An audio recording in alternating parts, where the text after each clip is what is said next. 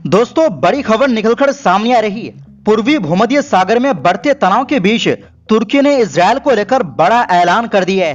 तुर्की ने साफ कह दिया है कि वो इजरायल की हर गतिविधि पर पैनी नजर रखे हुए हैं और उत्तरी साइप्रस की सुरक्षा के लिए अपनी सैन्य तैयारी तेज कर दी है। आखिर क्यों बढ़ गई है टकराव की आशंका और क्या पूर्वी भूमध्य सागर में एक नया मोर्चा खुलने वाला है? जानेंगे पूरी रिपोर्ट। अगली खबर में आपको बताएंगे भारतीय सीमा पर पाकिस्तान ने तैनात की 250 चीनी तोपें, 72 किमी है रेंज। आखिर पाकिस्तान अचानक इतनी बड़ी सैन्य तैयारी क्यों कर रहा है और भारत के लिए इसका क्या मतलब है? और साथ में आपको बताएंगे होर्मुज में बनेगा नया रास्ता, ईरान और ओमान के बीच अंतिम चरण में बातचीत, तेहरान ने किया खुलासा। जानेंगे सभी खबरें इस वीडियो में, तो बिना समय गवाए बात करते हैं खबरों की। दोस्तों, पूर्वी भूमध्य सागर में बढ़ते तनाव के बीच तुर्की ने बड़ा ऐलान किया है। तुर्की के रक्षा मंत्री यासर गुलर ने संसद में एक लिखित सवाल का जवाब देते हुए एक बहुत बड़ा खुलासा किया है। उन्होंने साफ कह दिया है कि तुर्की इस इलाके में पल पल बदलते हालातों पर पैनी नजर रखे हुए हैं। खासकर ग्रीक साइप्रस प्रशासन के इलाके में इजरायल की जो बढ़ती एक्टिविटीज है उसे तुर्की बहुत करीब से देख रहा है। रक्षा मंत्री ने सीधे शब्दों में ऐलान किया है कि तुर्की अपनी और अपने भाई उत्तरी साइप्रस यानी TRNC की सुरक्षा की पूरी गारंटी देता है। इसके लिए तुर्की की सेना अपनी मिलिट्री प्लानिंग और तैयारी को नए सिरे से बिल्कुल बारीकी से अपडेट कर रही है। उन्होंने वादा किया है कि आने वाले किसी भी खतरे से निपटने के लिए हर जरूरी सैन्य और राजनीतिक कदम समय रहते और पूरी मजबूती से उठाए जा रहे हैं। अब आप सोचेंगे कि रक्षा मंत्री को अचानक ये सब बताने की जरूरत क्यों पड़ी? दरअसल विपक्षी की रिपब्लिकन पीपल्स पार्टी यानी CHP के एक सांसद है जिनका नाम है हसन ओज तुर्कमेन। उन्होंने संसद में रक्षा मंत्री को घेरते हुए कुछ तीखे सवाल पूछे थे। उन्होंने पूछा था कि नाटो का जो नया सुरक्षा ढांचा बदल रहा है उस पर तुर्की का क्या स्टैंड है? पूर्वी भूमध्य सागर में अमेरिका, इजरायल, ग्रीस और ग्रीक साइप्रस के बीच जो चौतरफा दोस्ती और सहयोग बढ़ रहा है उससे तुर्की कैसे निपटेगा?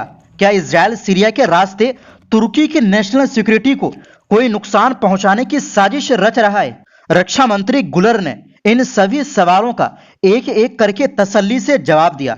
उन्होंने कहा कि द्वीप पर चल रहे नाजुक संतुलन को बनाए रखते हुए तुर्की हर खतरे का आकलन कर रहा है और जवाबी तैयारी में जुटा है। कहानी में अगला मोड़ आता है सीरिया से। रक्षा मंत्री गुलर ने बताया कि तुर्की इस मामले में सीरिया की सरकार के साथ लगातार तालमेल और बातचीत बनाए हुए हैं। तुर्की का मानना है कि सीरिया की जमीन की अखंडता और वहां की शांति पूरे क्षेत्र के लिए जरूरी है, लेकिन यहां विलन की तरह एंट्री होती है इजरायल की। गुलर ने आरोप लगाया कि इजरायल 1974 के समझौते के खिलाफ जाकर दक्षिणी सीरिया में लगातार तनाव बढ़ाने की कोशिश कर रहा है।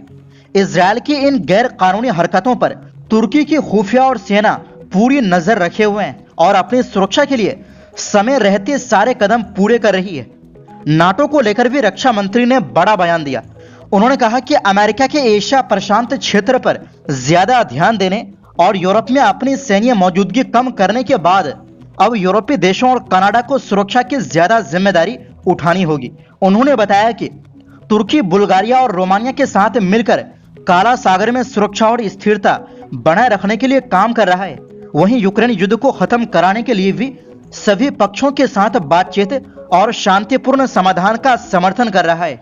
दरअसल साइप्रस का विदाई कई दशकों पुराना है। 1974 में ग्रीक समर्थित तख्ता पलट के बाद तुर्की ने सैन्य हस्तक्षेप किया था। इसके बाद 1983 में तुर्की गणराज्य उत्तरी साइप्रस की स्थापना हुई। अब पूर्वी भूमध्य सागर में अमेरिका, इजरायल, ग्रीस और ग्रीक साइप्रस के बढ़ते सहयोग के बीच तुर्की ने साफ संकेत दिया है कि वो अपनी सुरक्षा और उत्तरी साइप्रस की रक्षा को लेकर किसी तरह की ढिलाई नहीं बरतेगा।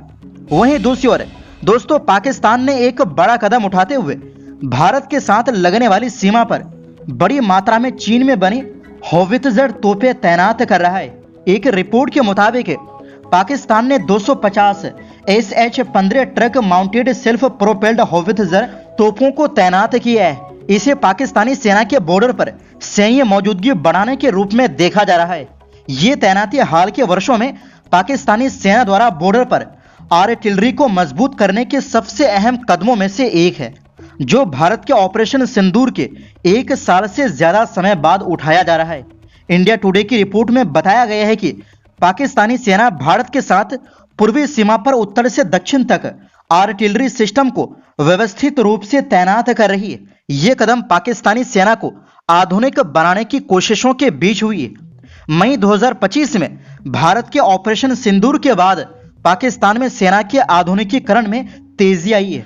दरअसल SH-15 होवित्जर तोप को चीन की सरकारी कंपनी नोरिंको ने बनाया है। यह चीन की पीपुल्स लिबरेशन आर्मी PLA के PCL 181 wheeled self propelled howitzer का वर्जन है, जिसे निर्यात के लिए तैयार किया गया है। इस सिस्टम को 6x6 आर्मर्ड ट्रक चेसिस पर लगाया गया है, जो इसे तेजी से तैनात करने और आसानी से कहीं भी ले जाने के अनुकूल बनाता है।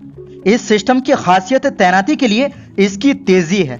सड़क पर इसकी रफ्तार 90 किमी प्रति घंटा हो सकती है और यह मुश्किल इलाकों में भी तेजी से अपनी जगह बदल सकता है। ये artillery platform standard NATO compatible गोला बारूद से 35 से 40 किमी की दूरी तक फायर कर सकता है। वहीं रॉकेट असिस्टेंट भी लैब प्रोजेक्टाइल की इसकी मारक क्षमता 53 से 72 किलोमीटर तक हो जाती है। इसमें ऑटोमेटेड फायर कंट्रोल सिस्टम और हाइड्रोलिक स्टेबिलाइजिंग स्पीड्स लगे हैं। इसकी वजह से क्रू के लिए इसे तेजी से तैनात करना आसान है। चीन में बनी ये तोप प्रति मिनट 6 राउंड फायर कर सकती है। इसके साथ ही दुश्मन के काउंटर बैटरी सिस्टम के जवाब देने से पहले ही अपनी जगह बदल सकती है। वहीं दूसरी ओर दोस्तों, होर्मुज जलदम रोमदिये को लेकर बड़ी अपडेट सामने आई है। ईरान के विदेश मंत्री अब्बास अरागची ने कहा है कि इस मुद्दे पर ईरान और ओमान के बीच बातचीत अब आखिरी दौर में पहुंच गई है। उनके मुताबिक दोनों देश होर्मुज से गुजरने वाले एक नए समुद्री रास्ते पर समझौते के बेहद करीब है। ईरानी विदेश मंत्रालय के प्रवक्ता इस्माइल बाकी ने बताया कि यह नया रूट मौजूदा रास्ते से अलग होगा। न ये पूरी तरह उत्तरी होगा और न ही दक्षिणी, बल्कि ऐसा रास्ता होगा जो ईरान और ओमान दोनों के संप्रभु अधिकारों, सुरक्षा और राष्ट्रीय हितों का सम्मान करे। हालांकि उन्होंने साफ कहा कि नए शिपिंग रूट पर समझौते का मतलब ये नहीं है कि होर्मुज जलदम रोमदिये दोबारा खोल दिया जाएगा। उन्होंने अमेरिका पर समझौता तोड़ने और ईरान की समुद्री घेराबंदी करने का आरोप लगाते हुए कहा कि यही हालात जलदम रोमदिये बंद होने की वजह बने। बता दें कि स्ट्रेट ऑफ होर्मुज दुनिया के सबसे अहम समुद्री रास्तों में से एक है, जहां से दुनिया के करीब 20% तेल की सप्लाई होती है। इसका उत्तरी हिस्सा ईरान और दक्षिणी हिस्सा ओमान के समुद्री क्षेत्र में आता है। गौरतलब है कि फरवरी में अमेरिका और इजरायल के साथ तनाव बढ़ने के बाद ईरान ने इस इलाके पर अपना कंट्रोल और सख्त कर दिया था। इसके बाद क्षेत्र में हमले बढ़े। फिर अंतरराष्ट्रीय मध्यस्थता के बाद अप्रैल में संघर्ष विराम हुआ, लेकिन शिपिंग को लेकर विवाद दोबारा बढ़ गया। संघर्ष विराम टूट गया और जुलाई से दोनों पक्षों के बीच एक बार फिर लड़ाई शुरू हो गई, जिसके बाद अब नए समुद्री रास्ते को लेकर बातचीत तेज हो गई है। तो फिलहाल के लिए इस रिपोर्ट में बस इतना ही। फिर मिलते हैं एक नई रिपोर्ट्स के साथ।